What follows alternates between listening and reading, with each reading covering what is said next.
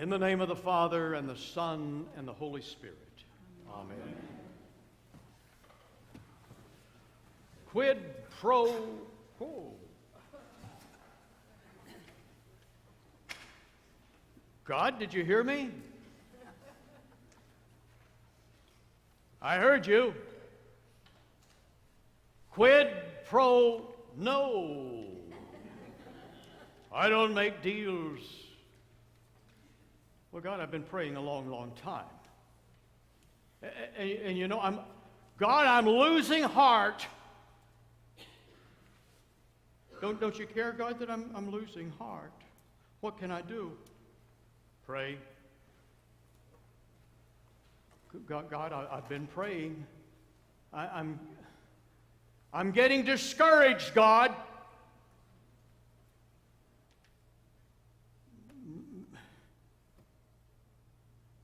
Quid pro quo? Quid pro no. Well, if I can't make a deal, what can I do, God?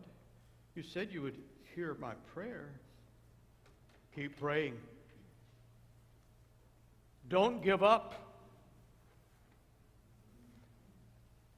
The story you just heard in the gospel, incidentally, was addressed to the disciples. You realize a Christian has a distinct advantage when it comes to prayer, because prayer is not always answered immediately, and sometimes it's in stages. And we need the Holy Spirit to work that out with us. And that's the gift we have when we come in as Christians. Oh, yes. Anyone can pray. And God will answer prayers, even if you're not a Christian, even if you're not anything.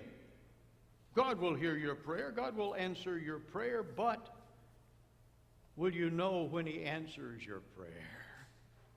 See, that's the key. That's the edge that a Christian has. Too many times individuals pray and they answer their own prayers. Oh, I pray because it's a good thing to pray.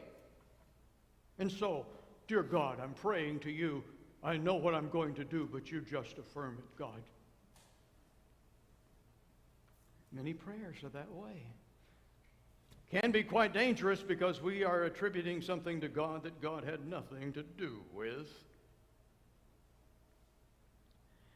I just recently saw a Frank and Ernest cartoon in the paper. They had been watching a wrestling match. One of those dramatic ones, you know, made for the public, where the man gets a chokehold around the other guy and wrestles him to the ground, and then he backs up and he jumps into the air and he lands over. You know about those kind of wrestling matches. And Frank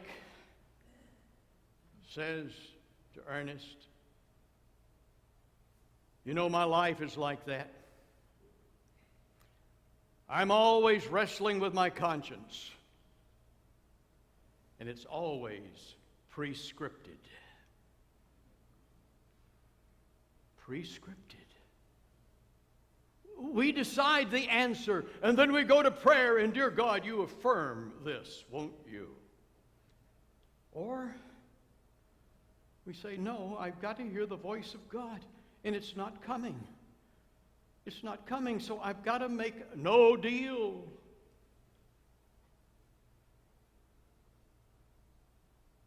Quid pro no.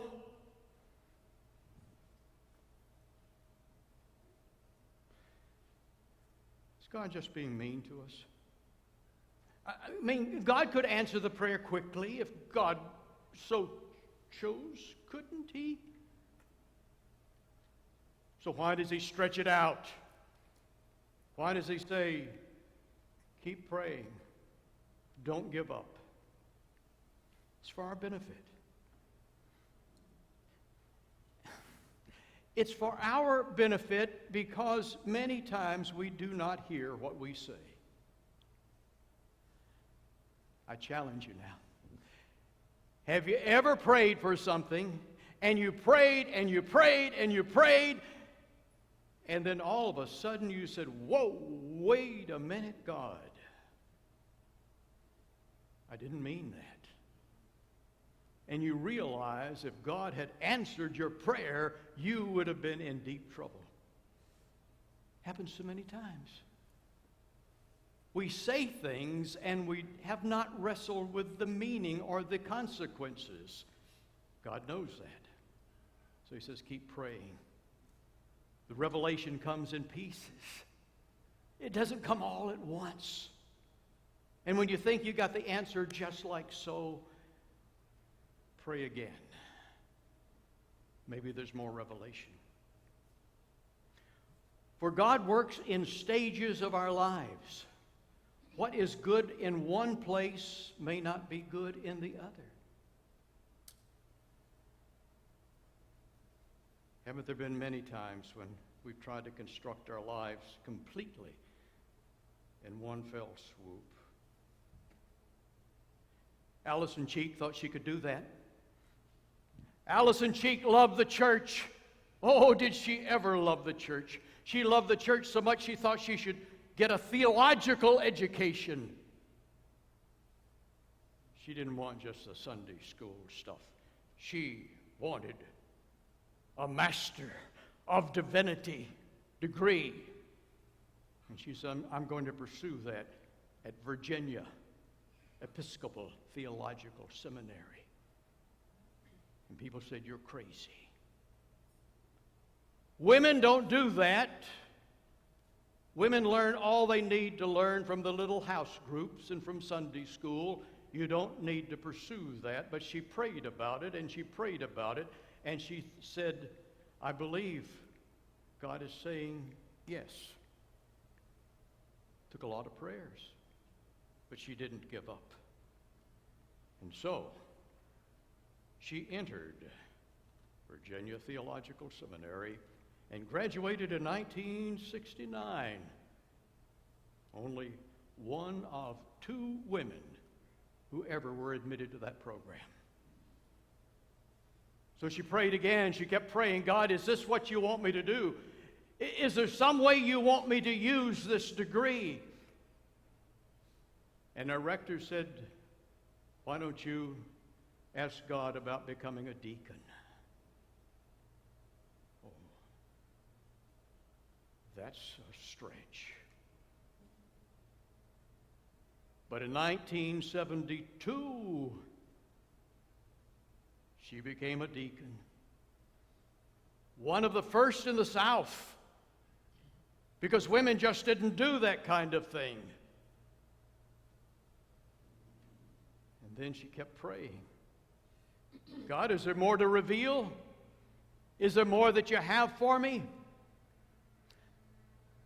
Because she probably could not have taken what God had for her in one fell swoop. Because in 3 years later, she was on the front cover of Time magazine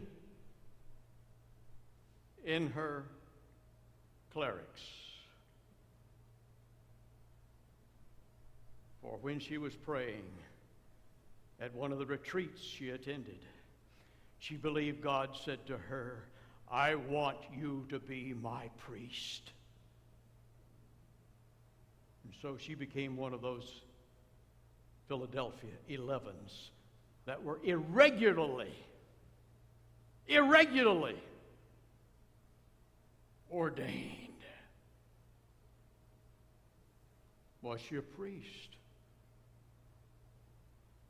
Well, just a little later, and that was in July, just a little bit later, she was asked to be ordained and to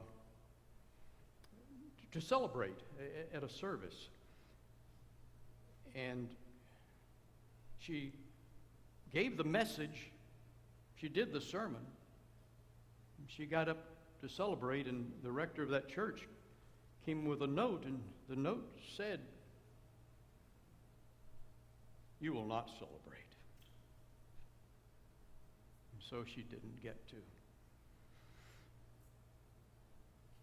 But months later, she came back.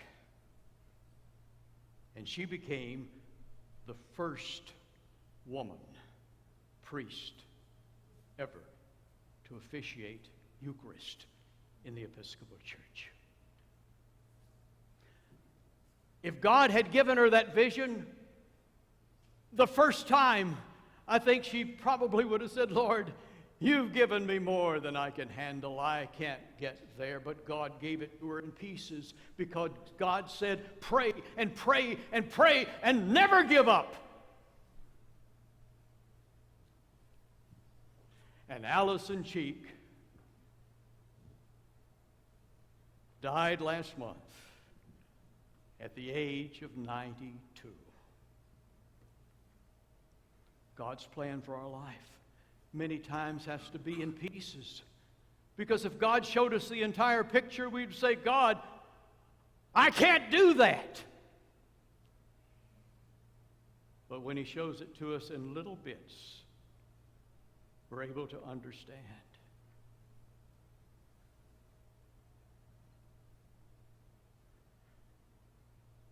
And it's important, too, because if we continue to pray, if we don't give up, God helps us formulate a pattern of life that we should live with each other. In other words, how do we treat each other? Many times it's a sad situation. Because if I hurt you, I will say, oh, I'm so sorry. And I apologize. And you say, well, no, all is forgiven. And then I'll hurt you. We have to be careful that we understand what I'm sorry means. You can say, I'm sorry, and then the person can say, I'm forgiving you, or it can be the other way around, and that's not the end of the story.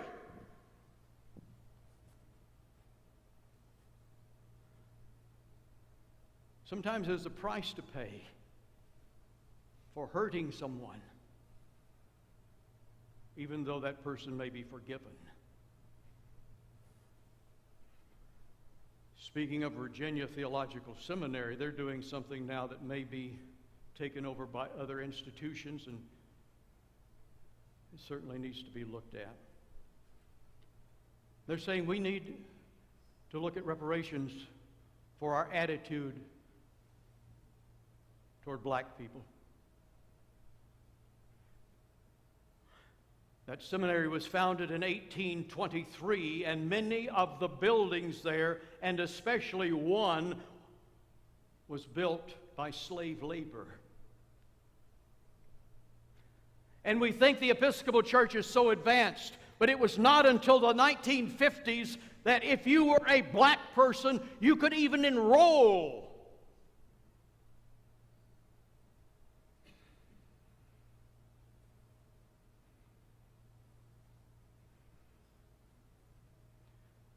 Billy Graham had his crusades desegregated before many seminaries did.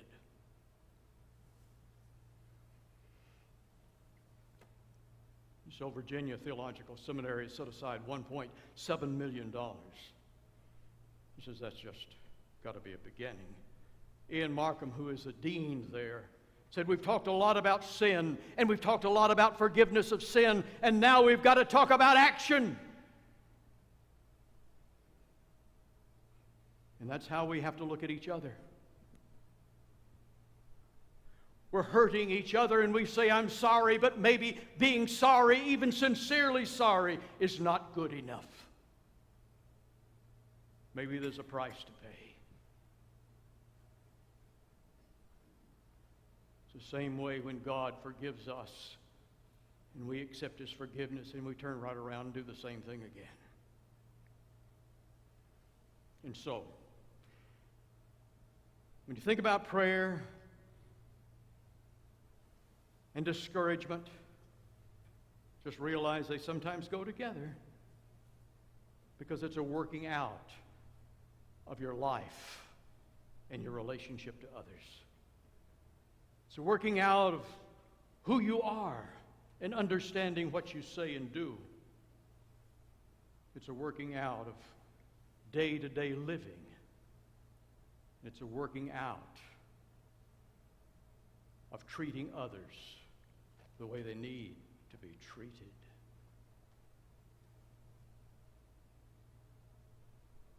Quid pro quo. God says, pray. Don't give up. And I'm not going to make deals. Just love you. Pass it along. Amen.